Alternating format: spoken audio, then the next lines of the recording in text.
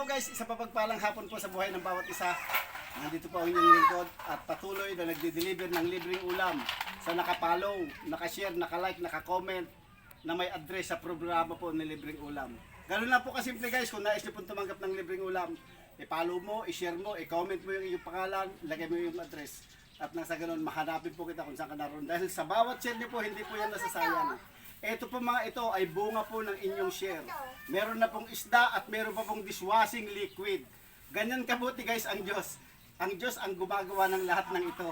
Lahat ng pinamimigay ko yan, bunga po yan ng share ninyo. Ito pong pinamimigay ko isda, galing po ito sa ating butihing lingkod na walang idilit iba kundi si retired Colonel Virgilio Baldovino. Lahat po, 10 banyerang isda na po yun ay pamimigay niya sa programa po ng libreng ulam. At ito pong dishwashing liquid ay nakilala ko lamang po kahapon. Ito po si Sir Alvin de los Santos. Siya po yung may depot do sa Gimba, sa Saranay. Kaya kung nais nyo pong bumili ng dishwashing liquid, napakamura po. Pwede po kayo magtungo doon. Meron din siyang ano doon, pub conditioner. At meron po tayong sponsor ng ulo ng manok. Ano? Si Sir Rolando Dumaya sa likod lamang po ng 7-Eleven sa Balok. Kung nais yung bumili ng manok, pwede po kayo magtungo doon. Meron po tayong sponsor ng tinapa kay Ma'am Maribel Bauto. Yan po, mga sponsor nakapanood po sa programa ng Libreng Ulam. At meron din po tayong sponsor ng lugaw. Ayan po kay Sir King Pimanlusok. Dito lang po sa Bukana ng Santo Rosario.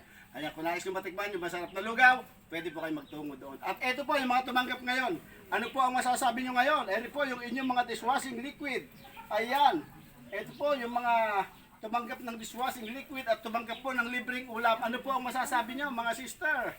Mga madam. Salamat po. sa libreng ulam. Ayun, pasalamatan po natin ang Panginoon. Una sa lahat, ang Panginoon.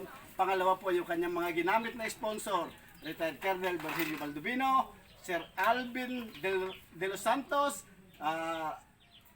si Rolando Dumaya sa Balok, at si Ma'am Maribel Bauto, Sir King Pimanlusok. 5 na po yung ating sponsor. Yun lamang po, isang mapagpalang hapon. God bless po.